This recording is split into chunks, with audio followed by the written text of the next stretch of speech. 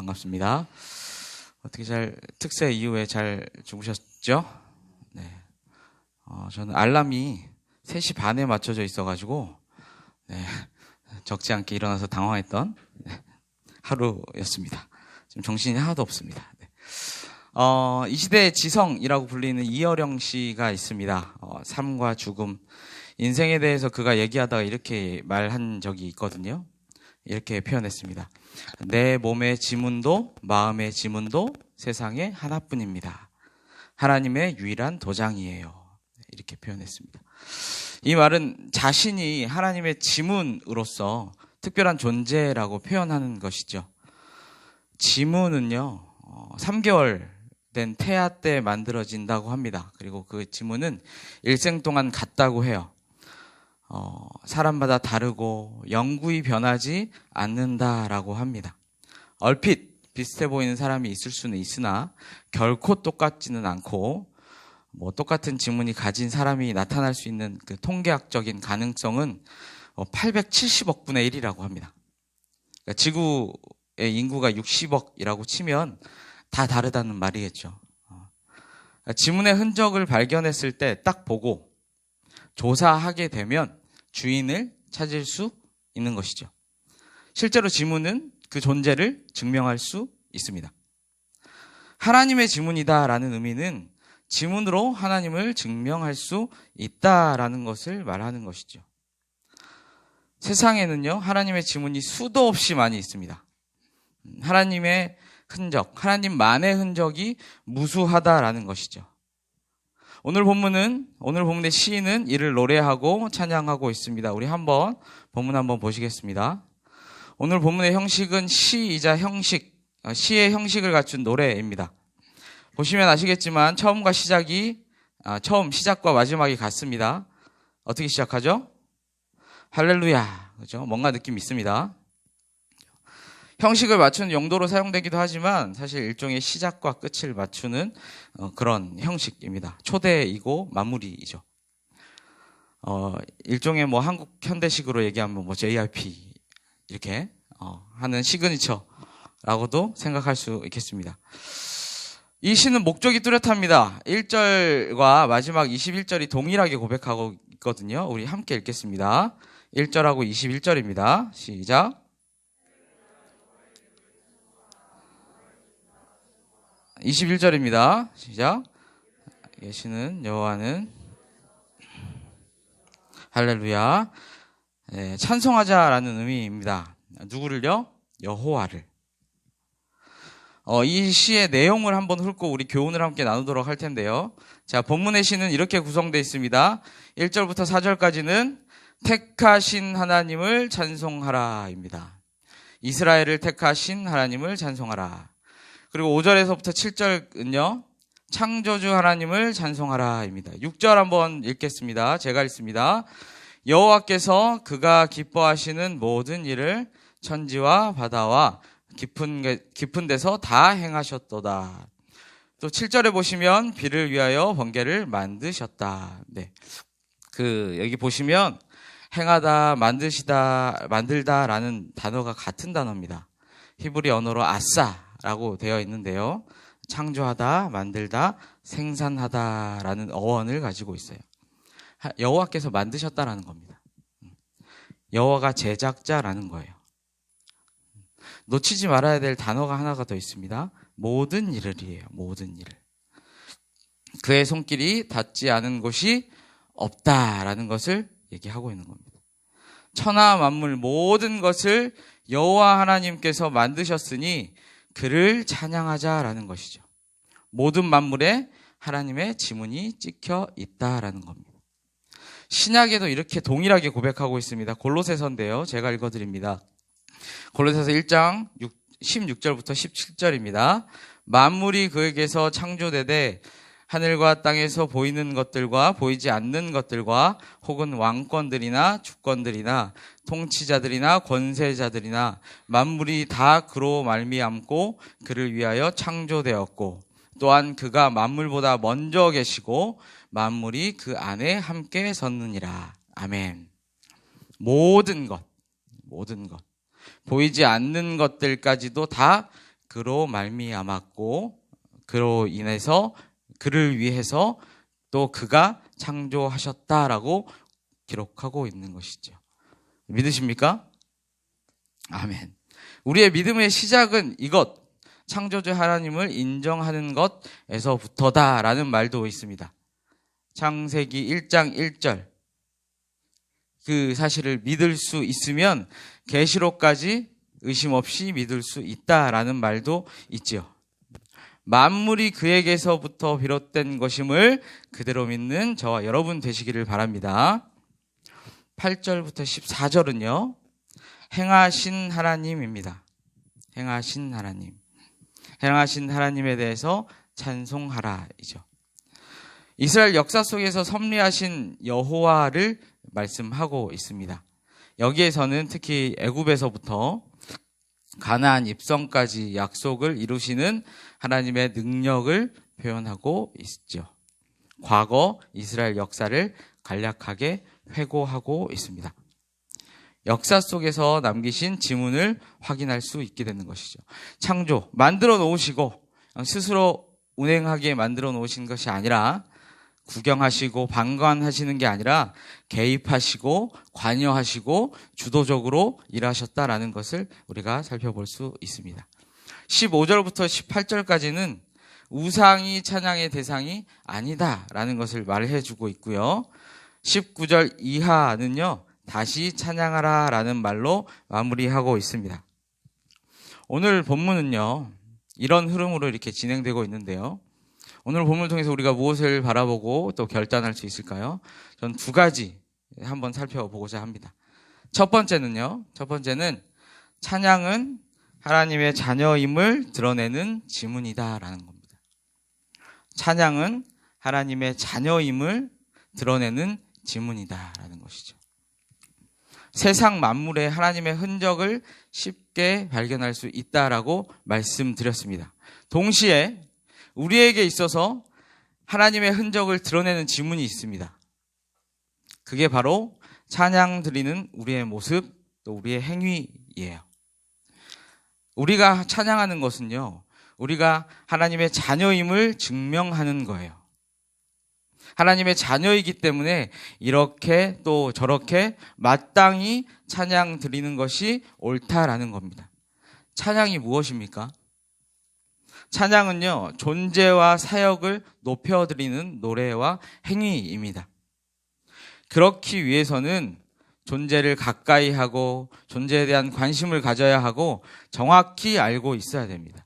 그리고 관계가 형성되어야 하죠. 우리가 사랑하고 어떤 존경하는 분에게 노래를 지어서 바친다고 합시다. 가정해 봅시다. 세레나데나 프로포즈 같은 그런 거요. 어떻게 만들죠? 대상에 대해서 또 대상과의 추억을 고려하고 성향을 고려하고 그의 관심사를 고려하고 또 취향을 고려해서 정성스럽게 만듭니다. 이게 당연한 것이죠. 대상에 대한 존중과 사랑과 관계가 전제되어 있다라는 거예요. 그렇기 때문에 그 노래는 값진 것이죠. 모두에게 어느 누구나에게 값진 것이 아니다 할지라도 둘만의 관계에 있어서는 아주 귀하고 값진 것이 되는 겁니다. 아무리 아름답고 아무리 고귀하고 아무리 유창하고 찬란하다 하더라도 관계가 친밀해지지 않았거나 형성되어 있지 않았다라면 그것은 의미가 없는 것이지요. 예를 들면 이런 겁니다. 옆집 아이가 저한테 와서 갑자기 아빠 사랑해요. 아빠 정말 대단해요. 세상에서 가장 멋져요 라고 고백을 했다고 합시다. 어떻게 될까요? 큰 오해를 빚게 되죠. 집에 못 들어갈 겁니다. 비밀번호 바뀌어 있겠죠. 반면 아내가 저에게 아주 투박하지만 오늘 고마워요. 오늘 수고했어요. 이 한마디 하면 저는 어떨까요? 아주 기쁠 겁니다. 이런 것이죠. 우리가 찬양한다라는 것은 하나님과의 관계가 이어지고 아름답게 유지되고 있음을 증명하고 있다라는 거예요. 백성이라는 자녀라는 관계로 이어져 있다라는 것을 증명하는 겁니다. 찬양은요, 하나님의 자녀임을 드러내는 지문입니다. 두 번째입니다. 두 번째는요, 진정한 찬양은 정확한 인식으로부터 비롯된다입니다. 무엇에 대한 인식인가? 두 가지입니다. 첫 번째 인식은요, 하나님에 대한 인식이에요. 찬양의 대상에 대한 정확한 인식입니다. 정확한 이해가 필요합니다. 어떤 분이신가? 바른 대상이 맞는가? 찬양받기에 합당한 분인가? 이런 질문들이죠. 본문에서는 어떻게 말하고 있습니까? 3절입니다. 3절 한번 보시죠. 3절 우리 같이 한번 읽겠습니다. 시작. 여호와를 찬송하라. 여호와는 선하시며 그의 이름이 아름다우니 그의 이름을 찬양. 자, 5절입니다. 제가 읽습니다. 내가 알거니와 여호와께서는 위대하시며 우리 주는 모든 신들보다 위대하시도다. 아멘. 선하시고 아름답고 위대하신 분이라는 것이죠. 이게 성품입니다. 하나님에 대한 성품을 표현하고 있고요. 또 만물을 만드신 창조주이고, 그리고 역사에 닿지 않는 곳이 없이 섬세한 손길을 통해서 관여하고 계시다라는 그 이하, 5절 이하의 내용은요, 그의 사역입니다. 그러니까 오늘 본문에 있어서는 그의 성품과 사역을 드러내고 있거든요. 우리가 오늘 본문을 통해서 우리가 받아들이게 되는 이 성품과 사역은요, 우리가 하나님을 찬양할 수밖에 없는 정말 대단하고 위대하시고 찬양받기 합당한 분임을 우리가 확인할 수밖에 없는 것이죠. 알면 알수록 하나님에 대한 경외하는 마음이 나타나게 되는 것이 맞죠. 이게 정상입니다. 하나님을 알고 하나님을 경외하는 마음은 지혜와 지식을 따라가고 분별할 수 있는 능력이 생겨납니다. 우리가 무엇을 바라보고 가야 되는지에 대해서 확고해지기 때문이죠. 두 번째 인식이 필요합니다. 어떤 인식이냐면 인간에 대한 인식이에요. 저와 여러분에 대한 인식입니다. 인간은 어떤 존재인가요? 의존적인 존재입니다. 무언가는 의지하고 믿고 살아갑니다. 대상이 무엇이든, 사람이든 사람이 아니든, 형태가 있든 형태가 없든, 미신이든 미신이 아니든, 하다못해 풀조가리 아니면 돌조가리라도 앞에 두고서 기도하고 믿고 섬기는 게 인간입니다. 이게 인간이에요. 오늘 보면 15절부터 18절까지는요, 우상의 헛됨에 대해서 기록하고 있습니다. 우상은 사람이 손으로 만든 것이고 말도 못하고 보지도 못하고 듣지도 못하고 호흡이 없어 죽은 것이다 라고 표현하고 있습니다. 이런 것들은 찬양할 필요가 없다라는 거예요. 그런데 우리가 그렇지요, 실제로. 인간이란 그렇습니다. 이를 인정하는 것이 인간에 대한 이해입니다. 그리고 이런 인간이 감히 하나님을 경배할 수 있는 이유를 알아야 하는 것이죠. 4절입니다. 우리 같이 한번 읽겠습니다. 시작. 여호와께서 자기를 위하여 야곱 곧 이스라엘을 자기의 특별한 소유로 택하셨습니다. 아멘. 자기의 특별한 소유로 택하셨다라고 합니다. 특별한 소유, 원어로 세골라라고 합니다. 이 단어는요, 왕이 소유한 귀한 금은 보화를 얘기하는 거예요. 지칭하는 겁니다. 함부로 막 굴리지 않고 애지중지하고 정말 보기에도 귀하고 아름다운 것, 보화를 얘기하는 것이죠. 즉 이스라엘, 하나님의 백성, 온 세상의 왕이신 하나님의 귀한 보물이라는 거예요. 이것이 우리를 바라보는 마찬가지의 하나님의 시선입니다. 우리를 이렇게 귀하게 대하시고 여겨주시니 우리는 하나님을 찬양할 수 있게 되는 거예요. 하나님께서 우리를 먼저 택하시고 우리를 귀하게 여겨주시니 우리는 감격하고 그의 앞에서 찬양을 올려드릴 수 있다라는 사실입니다. 주 안에서 사랑하는 공동체, 아포슬 여러분, 기억하시기를 바랍니다. 찬양은 하나님의 자녀임을 드러내는 지문입니다. 마땅히 우리는 찬양해야 하죠. 또한 진정한 찬양은 정확한 인식으로부터 비롯됩니다. 하나님에 대한 인식, 또 택함받은 존재, 귀한 존재라는 인식, 오늘 본문은요, 개인의 찬양 시인 동시에 제사장 혈통을 중심으로 확산되어 이스라엘 공동체가 함께 찬양하기를 독려하는 시입니다. 그렇다면 우리는 자문해야 합니다. 나는 무엇을 찬양하는가? 왜 찬양하는가? 얼만큼 하나님을 아는가? 택함받은 존재로서 나는 정확한 인식이 있는가? 나의 찬양 속에는, 우리의 찬양 속에는 감격이 있는가? 우리 공동체는 과연 어떠한 모습인가? 우리가 아까 찬양했던 그 찬양의 가사처럼 단순히 입으로, 단순히 화려함으로, 단순히 중심이 없는 어떤 모습으로 또는 익숙함으로 하나님의 이름을 습관적으로 부르고 있지는 않는지요. 이것은 하나님을 홀대하는 일일 것입니다. 저는 전심으로 하는 찬양이라면 한 성경의 인물이 연상됩니다. 다윗입니다. 사무엘 하에 보면 이런 기록이 있어요. 사무엘 하 6장 16절입니다. 제가 읽어드릴게요. 여호와의 궤가 다윗의 성으로 들어올 때 사울의 딸 미갈이 창으로 내다보다가 다윗 왕이 여호와 앞에서 뛰놀며 춤추는 것을 보고 심중에 그를 업신여기니라. 체면, 직위, 자존심 다 내려놓고 주님 앞에서 마음을 드리면서 집중했던 것이죠. 어느 누구는 그 모습을 보고 업신여길 만큼